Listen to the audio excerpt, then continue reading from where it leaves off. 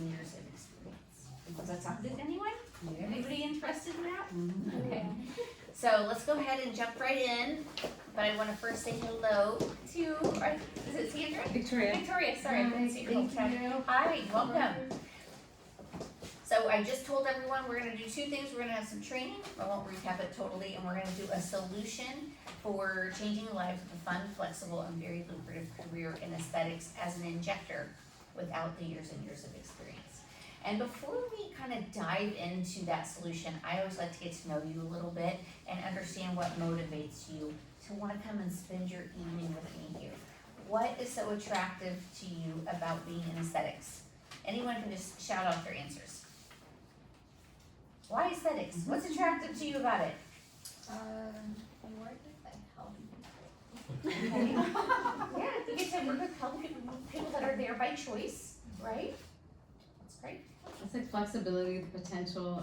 Like I didn't stress out all through nursing and become a nurse to like kill myself slowly working in the hospitals and nursing facilities, all that stuff. Yeah. Like, and we take like RNs or, well, I don't know, other people, but like estheticians, how not just anyone could do Botox and Yeah. lasers. That's right. You must be an RN or greater in the state of California to be able to inject Botox and filler. So it's the flexibility and the less stress that attracted you. Yeah. Okay, and Lisa's shaking her head, yes, that's the same reason? Yes. Yeah. So flexible, people are there because they wanna be there, less stressful. Anybody else have another one? I feel like it's simply making people more confident on their appearance, you know? Mm-hmm. So before this, I was an architect.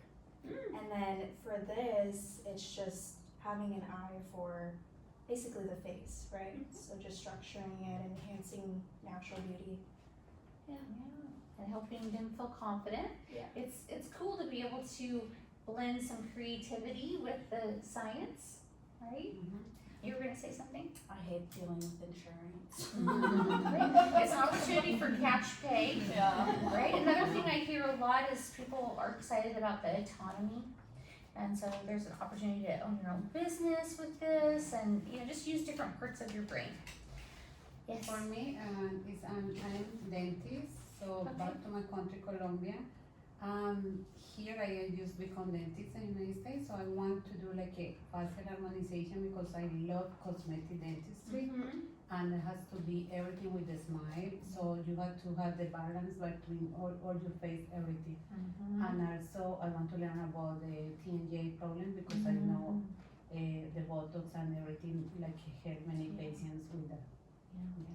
Just from my own personal experience, Botox absolutely changed my life for the better. Like, I cannot overemphasize it, how it changed my life. I was having migraines every single day until I found that. So yeah, it's true. We really can change lives, really help people, really better them, lift their confidence up, and make it fun and flexible and lucrative. So I'm excited.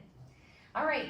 Well, we said all these things are really cool about the wonderful world of aesthetics, but unfortunately, the more traditional medicine, not so much. And I don't know if you guys feel this way, but statistics show us that people are starting to really feel burned out in the more traditional roles. Has anybody here felt burned out in their more traditional medical role? I think COVID helped out a lot. Everyone, you signed up for it. No, we didn't know the pandemic was gonna come, and I just happened to start my career right before like a year before. So it's like, okay, what is this? Yeah. I saw you raise your hand.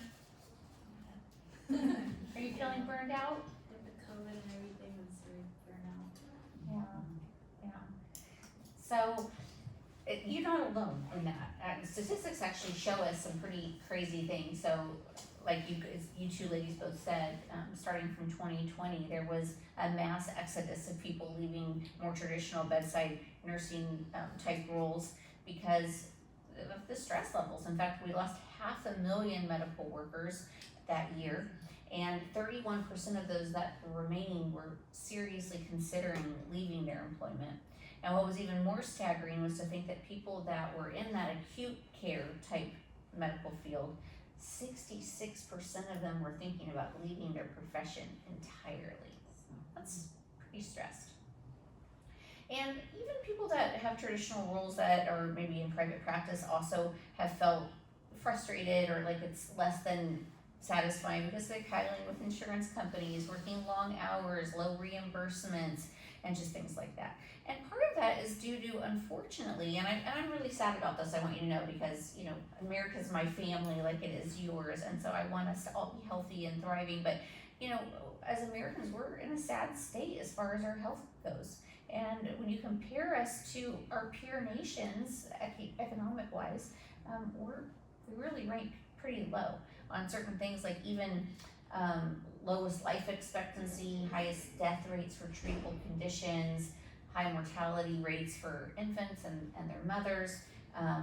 This one's interesting, that the US has the highest rate of people with multiple chronic conditions, and we also have an obesity nearly twice the rate of our other peer nations. So sadly, it's not looking like it's gonna get better anytime soon. And so people are looking for a way to kind of, how can I still make a difference in people's lives and use this medical license without being so burned out? So I never like to leave us on a discouraged note though, because the truth is that I knew that you guys were some of the fastest and the smartest and the brightest out there right from the very beginning, because you chose medicine as your career choice. And it's really a sound place to be. In fact, when you look at the US economy, medicine is growing the fastest of any other thing. In fact, it's growing at about 13% rate compared to our entire US economy that's only growing at about 5%. So that's almost 3 times. And what you might not know, even if you knew that, was that aesthetics is actually the fastest growing part of medicine. And in fact, it's not just growing, it's literally exploding. Right now, it's at about a $14 billion industry size, but by 2030, it's expected to hit $70 billion. So it is exploding. And when you look at aesthetic medicine pie, 65% of it actually comes from non-surgical. So it's not necessarily the surgeries that are inflating that. Who wants to take a guess what the most requested, most demand services are in the non-surgical aesthetic medicine? Botox and filler, the injectables. So for the last 10 years in running, Botox and filler or injectables have been the most requested services, and they take up the most of that pie. What do you think that all this demand for Botox and filler and other injectables does for pay for those that know how to inject? Yeah, supply and demand, right? So this is from ZipRecruiter a couple months ago. It says an entry-level aesthetic nurse injector makes $94 an hour. This is an average, national average. Okay, so somebody who has their phone, I see you have your phone with you. Will you take out your calculator and let's calculate what $94 an hour looks like for 40 hours?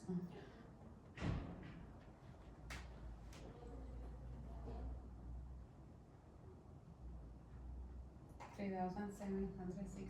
3,760. Okay, let's multiply that times 52 weeks. 195, 520. 195,000. So when we look, again, this is ZipRecruiter, we look at, these are national averages. So bedside nursing makes about $38 an hour or $80,000 a year. And injectors, who know how to inject, aesthetically, $195,000 a year, $94 an hour. All right, now as exciting as it is for us to think about being rewarded financially, because we all need to be rewarded for the investment of our time, our education, and things like that. We all have families and other responsibilities. And it's very exciting to think that we could be at the right place at the right time when a market's exploding, right? But I know that you guys, because I asked you, I know that you didn't get into medicine or even interested in aesthetic medicine for the money necessarily, not just for the money, right? You told me that you wanted to make a difference. You wanted to enjoy your career. Part of enjoying it is being able to affect other people's confidence and make them look beautiful. Somebody didn't say it here, but often I hear, and also we want to look beautiful, right? We want to do both. So I'm very excited to be able to tell you that in aesthetics, you really, really, really can make a difference in people's appearance. And I'm gonna show you some pictures. These are all totally unretouched photos. They're courtesy of Wake Up Beautiful, courtesy of Dr. Victoria Kubik here. And you're gonna see what a transformation you can have in one sitting. All these pictures are just one sitting. And the only tool we used was Botox and filler, okay? So here's a lady who went from looking like somebody's granny to a TV star, one setting. You can imagine how if you looked at yourself in the mirror in the before and then the after, how that would make you feel. Really good. Happy. Yeah, refreshed, relaxed. And this lady, same thing, she had some tear trough and cheek lid junction done to just give her eyes and a little Botox, refreshed the look. This lady, she was so happy with her treatments that she wanted to tell us in her own words. Big thank you to everyone at Wake Up Beautiful for this beautiful makeover that you've given me and for allowing me to wake up beautiful every day. Thank you for making my day, my year. I appreciate you. You know, when people trust you with their face and they trust you with their money, they trust you with their heart, and you get an opportunity to really impact them from the outside in, the inside out. There's an interesting study, I don't know if you've seen it, about how people who do Botox are happier. And the reason why is because it's the way they see themselves in the mirror. They used to always see themselves looking angry or stressed or worried, and now they're all refreshed and relaxed. They look like their forehead went on vacation, and they're actually happier. So the way we see ourselves in the mirror makes a big difference. All right, so I'm actually gonna break here, and we're gonna go ahead and bring nurse practitioner Rio in and our model, and she's gonna go ahead and spend some time going through what's causing someone to age. You know, all the different things that we can do, and then she's gonna start showing you. So we're gonna set up our camera and everything so that you guys can be able to see it up here as well. And then you are welcome to, and she'll invite you, come stand up. We might do by rows if you wanna come up and get close, but we definitely want this to be interactive. Okay?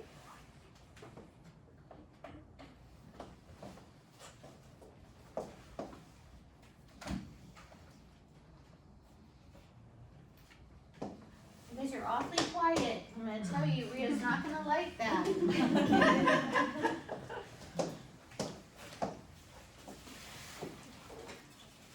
Start thinking of questions you have.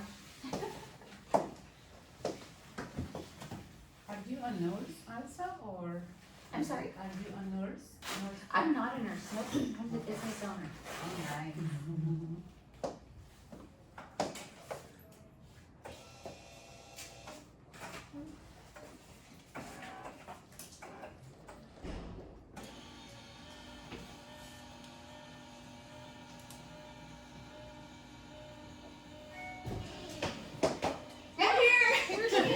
Our model is shortly coming. She's just getting her pictures taken. Okay, awesome. So I introduced you and I told them that we had a model that we didn't know exactly what we're gonna do, but Okay. we're gonna go through and talk about what's affecting her. Take that from me, so I don't lose it. Yeah, no, whatever she said about me though is all lies. Okay, just letting you know that right. We have a model coming in today, and she is, she's never done anything as far as filler goes. And so she would like to get her lips done, and she wants to focus a little bit on the lines around her mouth, but I'm gonna go ahead and talk to you about all of that. Okay, so real quick, well, you all know me, I'm Rio. How many of you are actually working in a hospital right now and want out? None? One person's working in a hospital? And you, okay, there we go. And 3, okay, we have Acute care. acute care, okay. What's everyone else doing? Did you just go to school and become aesthetic practitioners? Yeah, okay, you did, okay. Yeah. I do telehealth. Okay, all right, what did the rest of you do? Home health, okay. Oh, okay, so this is so much fun. So I'll tell you a little bit about myself.